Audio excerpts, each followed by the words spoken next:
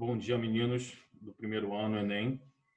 Antes da nossa aula, eu vou falar as notas do teste. Tá? Por favor, preste atenção. Alexandro Dinari Fontes Filho, 2. Amanda Cortopassi Ferreira, 8. Andrei Braga Batinga, 4. Ana Júlia Pimentel Ferreira, 7. Camille de Pádua Casas, 8. Carlos Eduardo de Moraes Brito, 9. Caroline Gomes do Amaral, 7. Caroline Martins Pinto Guerra, 8. Catarina Vasconcelos Franklin de Matos, 9. Cauã Erce, 7.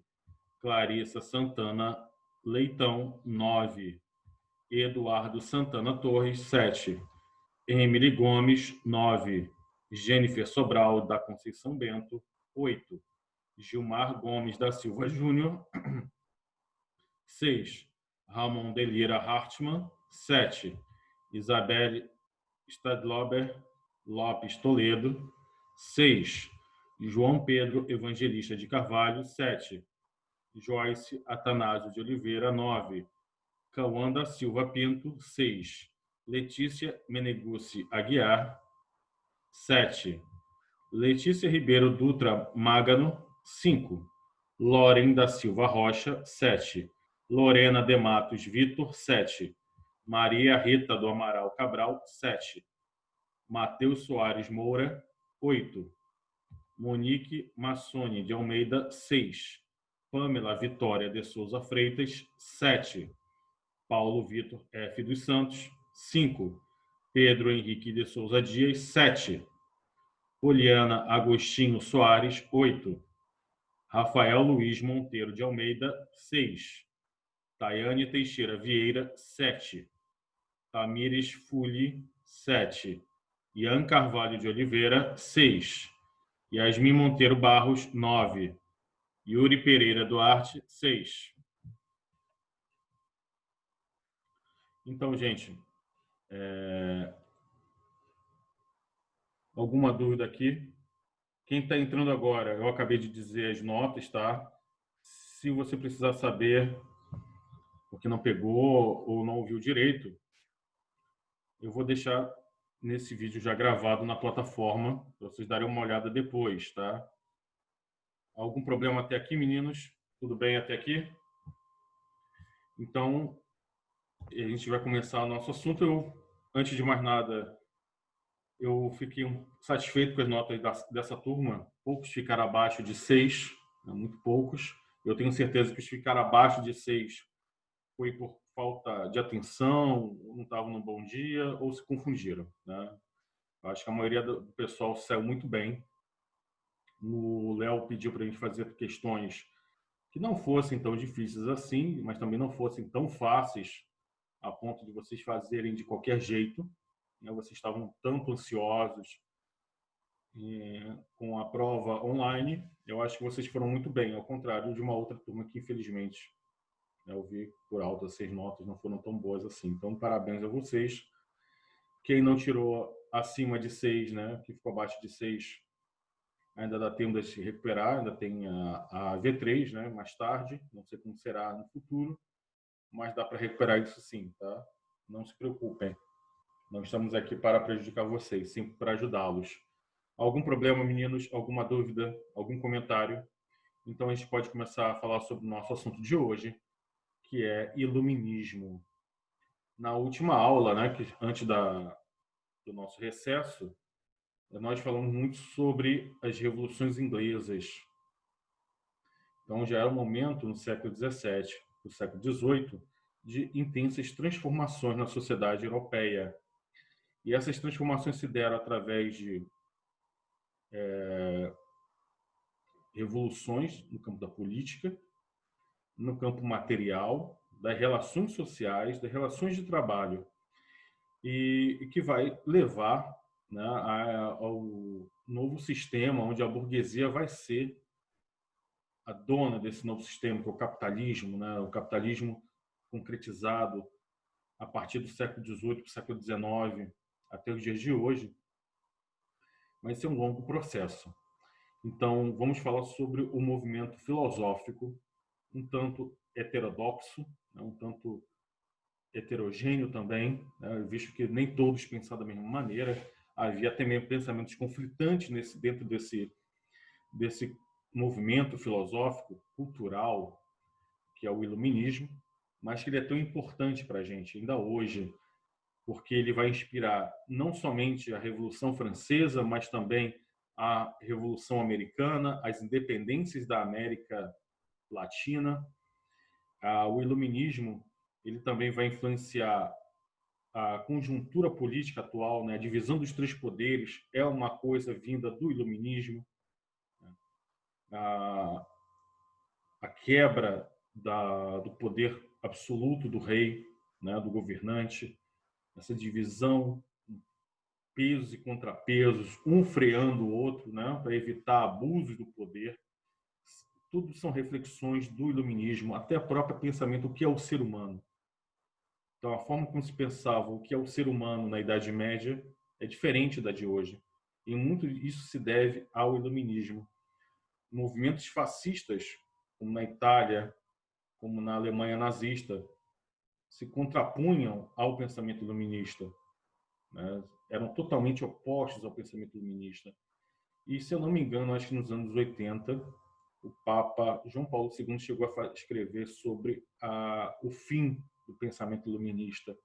Nós vivemos num mundo onde esse pensamento iluminista, após a Segunda Guerra Mundial, com o Holocausto, com a bomba atômica, com o nazismo, meio que ficou meio de lado, né? Parece assim que deu errado o pensamento iluminista. Mas durante muito tempo ele foi o grande inspirador, né, de como pensar, de como agir politicamente. Então, gente, vamos falar então sobre o que foi o iluminismo. Então, a gente pode dizer que o iluminismo, para definir, é bem dicionário ou livro didático, a gente pode dizer que foi um movimento filosófico e cultural surgido no final do século XVII para o século XVIII, na Inglaterra e na França, que criticava duramente o que chamaremos de antigo regime, que era aquela sociedade absolutista, com a força muito presente da Igreja Católica em assuntos seculares, políticos, onde muitos resquícios do feudalismo ainda estavam presentes na sociedade europeia. Então, a sociedade antes da Revolução Francesa chamaremos de antigo regime, tá? Então, eles criticavam o antigo regime, criticavam o absolutismo monárquico, ou seja, a concentração de todo o poder político na figura do rei. Eles criticavam duramente também a Igreja Católica enquanto instituição. Eles criticavam a influência que a Igreja tinha sobre a sociedade, sobre a forma de pensar, sobre a política. Criticavam também a ignorância, a superstição, o obscurantismo. Tá? O que seria isso, obscurantismo? É a negação da racionalidade. Né? É você ficar preso a crenças infundadas, a crenças baseadas em preconceitos, na tradição e na superstição. Né? O que é superstição? É a crença de que eventos sobrenaturais ocorram no nosso mundo, né? Sem base científica. Então, o iluminismo ele se contrapõe a tudo isso, aquela divisão aquela sociedade baseada no privilégio de nascimento. Se você nascia na nobreza, você tinha uma série de privilégios. Se você não nascia na nobreza, você tinha uma série de obrigações. Eles também criticavam essa forma de organização social. Os iluministas também criticavam o chamado mercantilismo, né? A intromissão do rei na economia, aquelas atitudes, aquelas políticas econômicas intervencionistas dos reis, do absolutismo. Já estudamos aqui sobre mercantilismo, aquela ideia de juntar o máximo de ouro, né? Buscando sempre a balança comercial favorável, o rei colocando tarifas alfandegárias, protecionismo para o comércio e para a indústria local. Tudo isso era visto como sendo algo irracional. Ramon, quer comentar alguma coisa, Ramon? Meninos, mais uma vez, sempre lembrando, fiquem à vontade para comentar, tá? E me interromper sempre que for necessário, tá? Não se acanhem, por favor. Tragam sempre o feedback. Então, no que eles acreditavam? Estou aqui falando que eles eram contrários, mas o que eles acreditavam? Acreditavam, eles tinham uma visão, tudo bem, Ramon, eles tinham uma visão positiva da humanidade, né? Eles acreditavam que, através da racionalidade, da ciência, superando a ignorância, a superstição e a tradição, a humanidade teria um futuro brilhante, um futuro positivo. Eles tinham essa visão de que, através das conquistas da ciência, da racionalidade, o homem poderia se libertar dos grilhões da ignorância. Então, por isso, eles usam a luz, né, como a metáfora, o símbolo dessa nova concepção de mundo, de que a racionalidade, a capacidade do homem de raciocinar, de pensar de maneira organizada, sistemática, pode então superar as trevas da ignorância. Tanto é que quando a gente fala hoje em dia de idade das trevas e você logo associa a Idade Média, uma idade de ignorância, de superstição, caça às bruxas, né? A igreja dominando a produção cultural, intelectual, mandando para a fogueira quem pensava diferente dela. Essa ideia de Dark Ages é algo construído pelos iluministas. A própria noção de Idade Média é algo construído pelos iluministas. Essa noção negativa que hoje muitos historiadores criticam, acham que não. A Idade Média teve seus problemas, é claro, mas ela também não foi esse pesadelo, né, como os iluministas pintavam. Então, tudo isso é uma construção dos iluministas para reforçar a posição política e intelectual deles. Alguma dúvida até aqui, meninos? Então, o iluminismo ele pregava então a superação da igreja, eles criticavam duramente a igreja, por mais que não necessariamente fossem ateus, né? Na apostila de vocês tem um quadro falando sobre essa diferença, né, entre agnosticismo, ateísmo. Então, vamos falar rapidamente aqui para a gente não se perder muito. Agnosticismo é aquela pessoa que não podendo provar que Deus existe ou que também não existe, meio que deixa a questão de lado, né? Para ela não importa muito, não vai interferir muito na vida pessoal. Então, se Deus existe ou não, isso não é uma coisa que interfira muito, então ele é um agnóstico. Não acredita, mas também não desacredita. É indiferente. A pessoa que acredita numa divindade superior, independente de qual seja Jeová, ou Maomé, ou Alá, ou qualquer outro Deus, a gente vai chamar de deísta, acredita em Deus. Durante o iluminismo, os deístas são aqueles que acreditam num Deus, né, no Criador do universo, mas não é esse Deus que o cristianismo, o catolicismo, ou uma figura, né, uma figura parecida um super-humano, uma figura... Eles acreditam uma coisa mais abstrata, no grande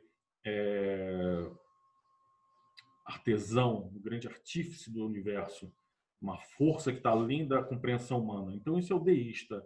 Não está preso a qualquer religião institucionalizada, mas não deixa de acreditar que existe uma força, um motor primário, né? Algo que faz o universo funcionar.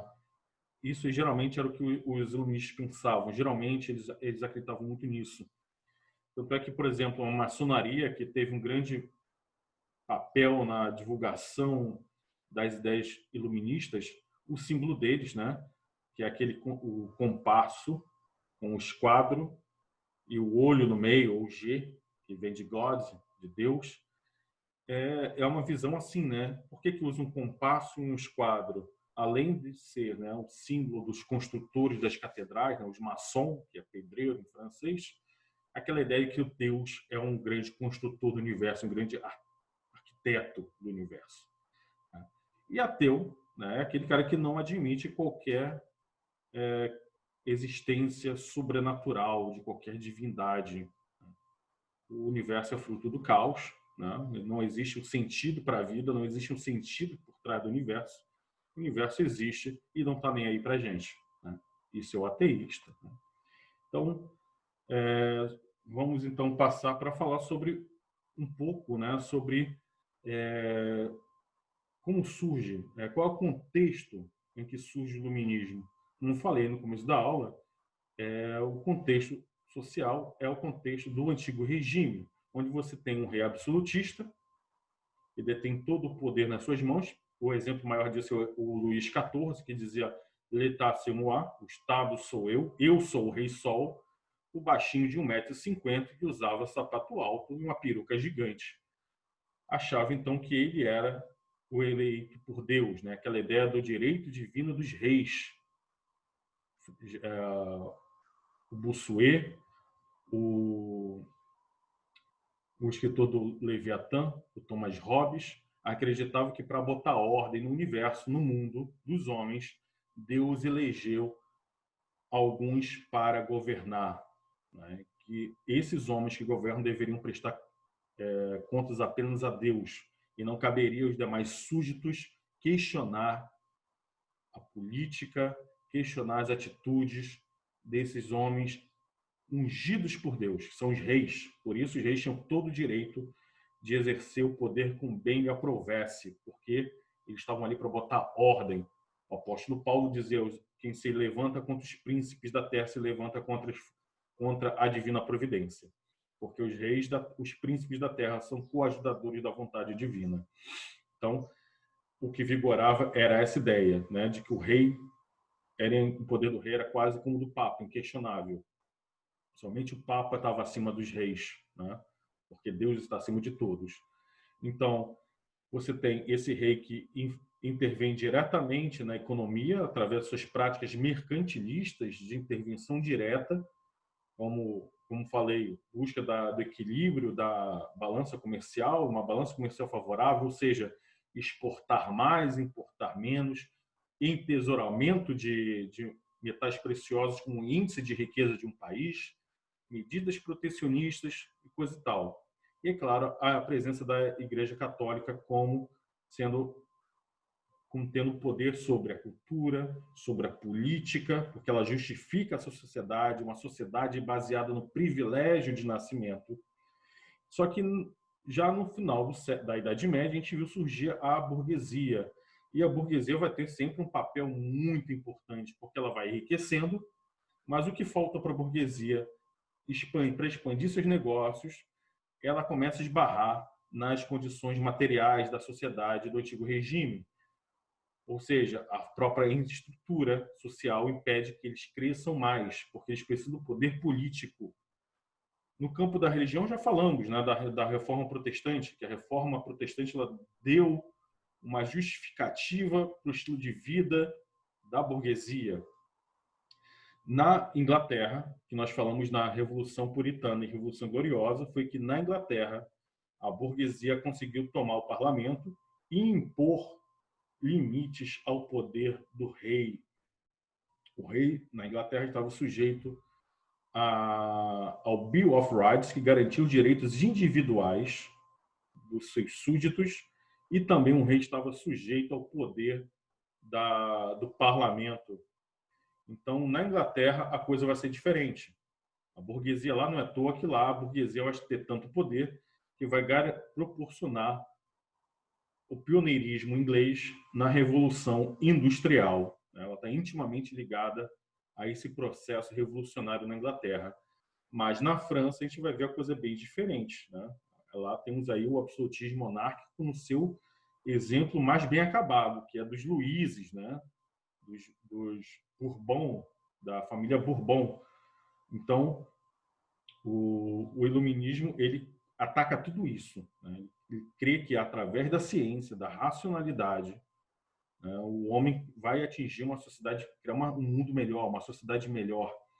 Então, quais são onde é baseado esse pensamento? É um pensamento que começa desde lá do Renascimento, né? Com o humanismo do Renascimento. Tanto é que alguns chegam até mesmo a confundir o iluminismo com o Renascimento. Não, não devemos confundir. Os iluministas, eles se consideravam herdeiros dessa corrente humanística de valorização do homem, de valorização da vida, mas também, principalmente no campo da ciência.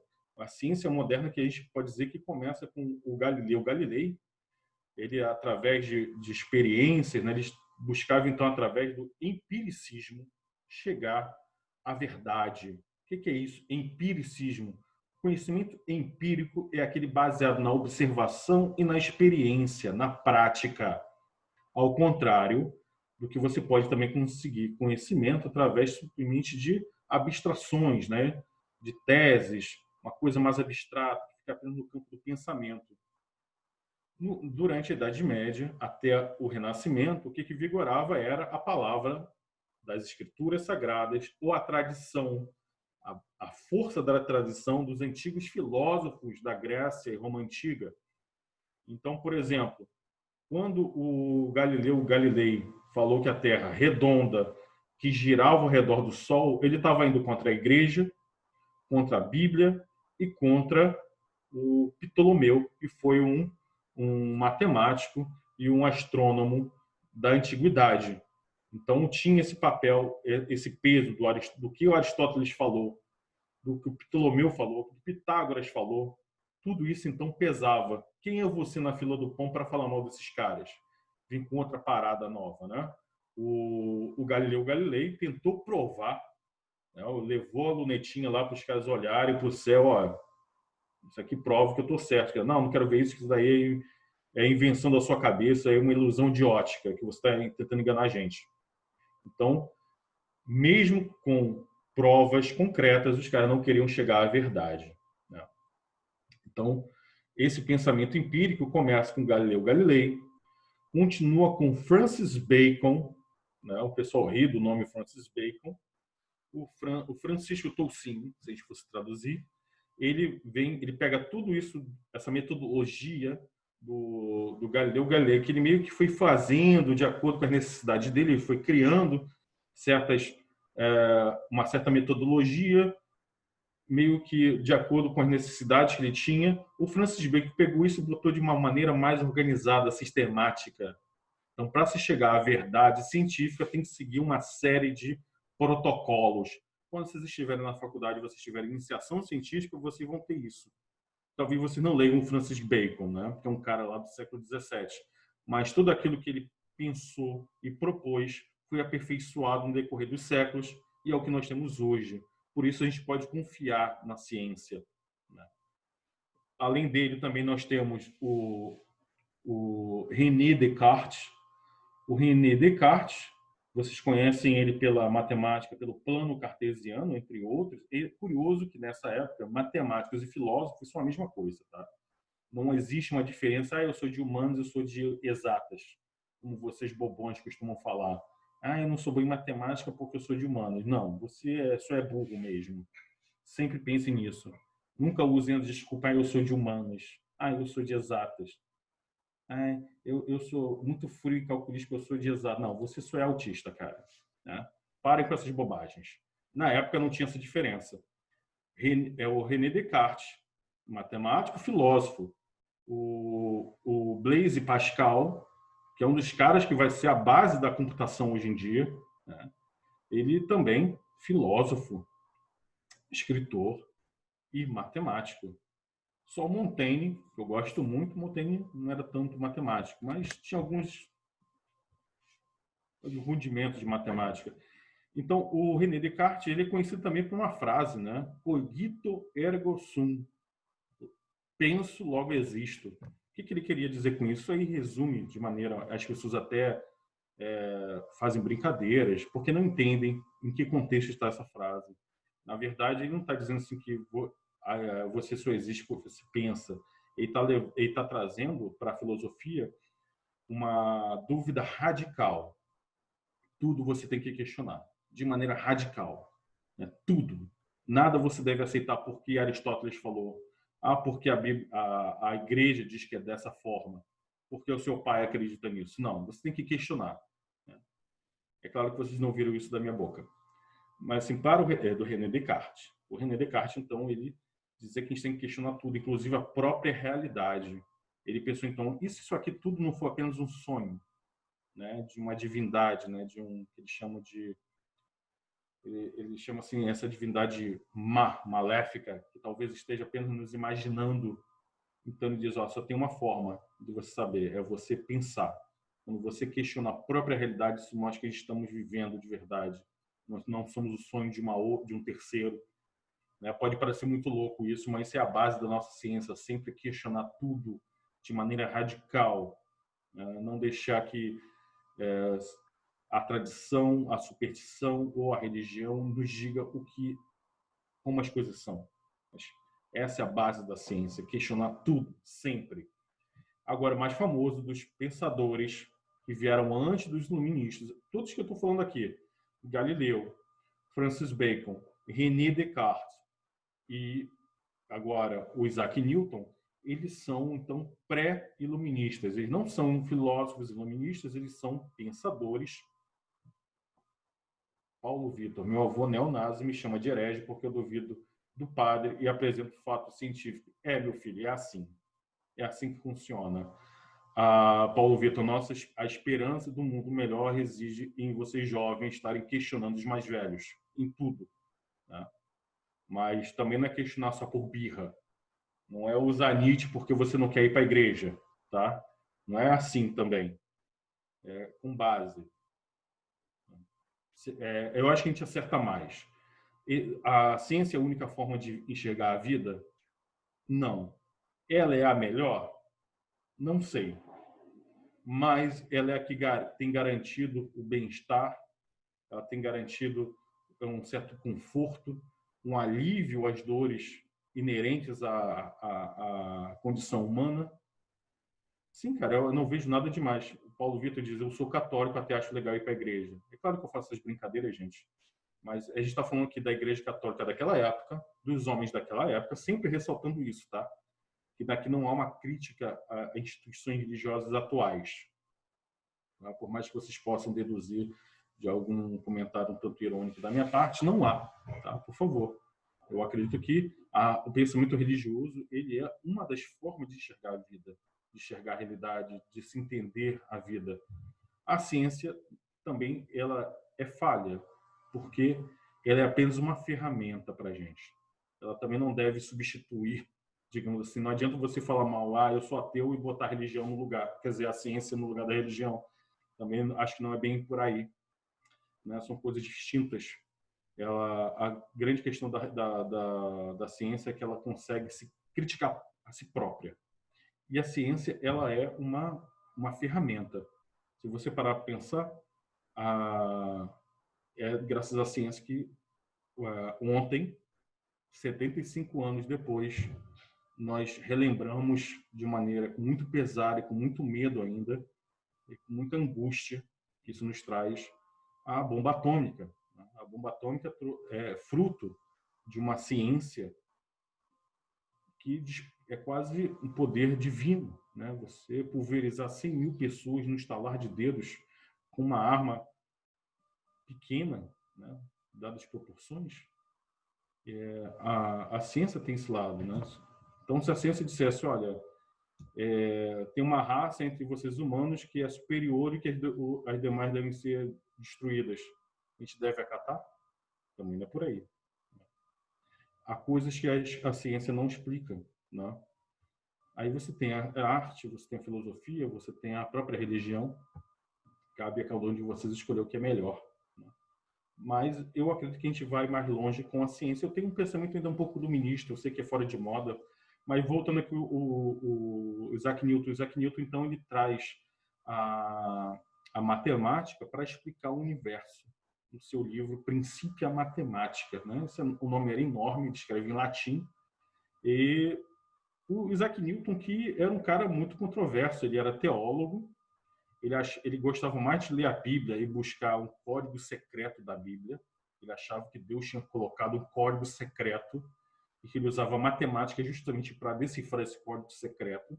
e que ele era mais alquimista do que cientista. Ele tinha um laboratório de alquimia. E ele gostava mais dessas coisas que matemática, sabe? Tanto é que quando ele escreve o Princípio da Matemática, ele meio que escreve meio contra a vontade. É o livro mais importante de ciência da história. Mas, no fundo, ele queria ficar lendo a Bíblia e brincando de alquimia, sabe? É isso que ele gostava. Tanto é que ele é dito que ele não é o primeiro cientista moderno. Ele é o último mago da história. Então, gente, alguma dúvida até aqui sobre o iluminismo? Então, só para a gente fechar, vamos falar rapidinho sobre o lado da economia. Ele tinha essas coisas mesmo. O Isaac Newton era um full metal alchemist da época. E no campo da economia, muitos pensadores iluministas vão se chamar de fisiocratas, porque acreditavam que, assim como a natureza, o homem não deve se intrometer, porque aí bota tudo a perder, né? Porque a natureza ela tem próprias leis naturais, ela se autorregula. Eles vão trazer isso para a economia. Então, os filósofos iluministas, você tem filósofos, cientistas e economistas também. E não era algo homogêneo. Você vai ter membros da burguesia, da baixa burguesia, da nobreza e até mesmo alguns reis, né? Que alguns reis vão adotar política, o pensamento iluminista, que chamaremos de déspotas esclarecidos, como o imperador José da Áustria, a imperatriz da Rússia, o Marquês de Pombal em Portugal. Ele era um déspota, né? Ele era o primeiro-ministro da rainha Dona Maria, mas ele era um iluminista, né? Então ele traz o pensamento iluminista para administrar melhor o Estado. Gente, vocês têm alguma dúvida até aqui? Algum problema? Algum comentário? Eu sempre acho vocês muito quietos. Eu vou, antes de mais nada, obrigado a todos vocês. Não saiam.